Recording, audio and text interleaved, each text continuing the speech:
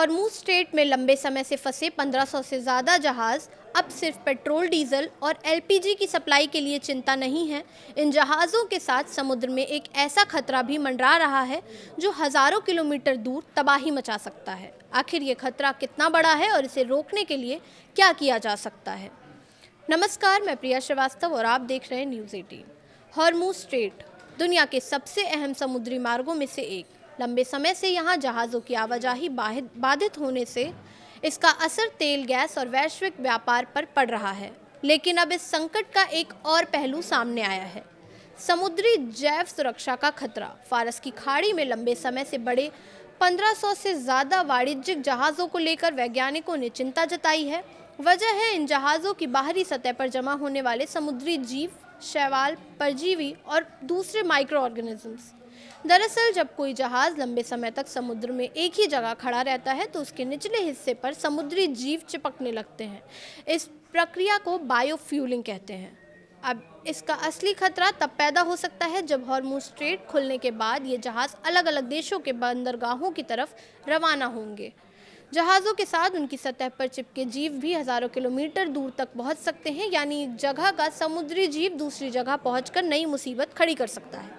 किसी बाहरी प्रजाति के नए समुद्री क्षेत्र में पहुंचने पर कई बार उसके प्राकृतिक दुश्मन मौजूद नहीं होते। ऐसे में वो तेज़ी से फैल सकती है और स्थानीय मछलियों, समुद्री पौधे और दूसरे जीवों के लिए खतरा पैदा कर सकता है। इसका असर सिर्फ समुद्र तक सीमित नहीं रहेगा। मछली पालन, जलीय कृषि, तटीय उद्योग और इनमें जुड़ी अर्थव्यवस्था भी प्रभावित हो सकती है। यही वजह है कि लंबे समय तक खाड़ी में खड़े जहाज़ों का संभावित सुपर स्प्रेडर माना जा रहा है। और खतरा इसलिए भी बढ़ सकता है क्योंकि फारस की खाड़ी का समुद्री वातावरण गर्म है।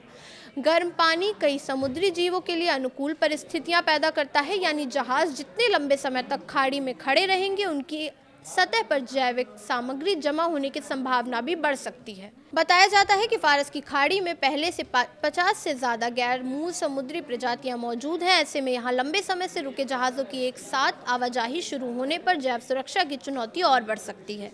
अब सवाल है, हॉर्मुज़ को लेकर चिंता इतनी ज़्यादा क्यों है? दुनिया में कुछ समुद्री रास्तों को चोक पॉइंट कहा जाता है। ये ऐसे रणनीतिक मार्ग हैं जहां आवाजाही बाधित होने पर वैश्विक समुद्री व्यापार प्रभावित होता है।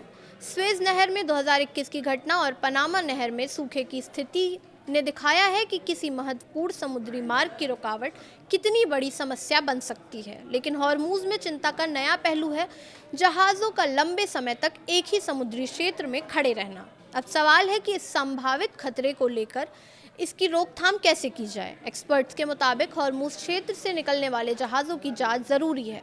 जहाज़ की बाहरी सतह पर जमा जीवों और जैविक सामग्री की पहचान की जा सकती है।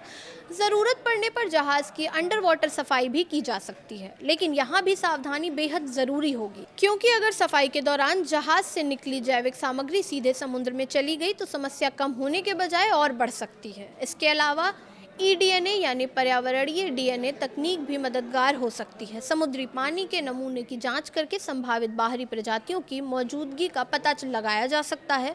ऑस्ट्रेलिया और न्यूजीलैंड जैसे देशों में समुद्री जैव सुरक्षा के सख्त नियम हैं। वहाँ संदिग्ध जहाज़ों की जांच और ज़रूरत पड़ने पर सफाई की व्यवस्था है। लेकिन अगर बड़ी संख्या में जहाज़ एक साथ अलग अलग बंदरगाहों की ओर बढ़ते हैं तो चुनौती काफ़ी बड़ी हो सकती है। यानी हॉर्मुज़ का संकट खत्म होने के साथ जहाज़ों का दोबारा चलना निश्चित तौर पर राहत की खबर होगी। लेकिन निगरानी सिर्फ तेल और गैस की सप्लाई पर नहीं करनी होगी। नज़र इस पर भी रखनी होगी कि इन जहाज़ों के साथ कौन कौन से समुद्री बिन बुलाए मेहमान दुनिया के दूसरे हिस्सों तक पहुंच रहे हैं, क्योंकि एक आक्रामक समुद्री प्रजाति अगर नए इलाके में जम गई तो इसे नियंत्रित करना मुश्किल और महंगा हो सकता है। इसका असर पर्यावरण के साथ साथ मछली पालन, जलीय कृषि और तटीय अर्थव्यवस्था पर भी पड़ सकता है। यानी हॉर्मुज़ का संकट सिर्फ समुद्री व्यापार का संकट नहीं, अब ये समुद्री पारिस्थितिक तंत्र की सुरक्षा का भी सवाल बनता जा रहा है। फिलहाल इस वीडियो में इतना ही। ऐसे ही और वीडियोस के लिए देखते रहिए न्यूज़ 18।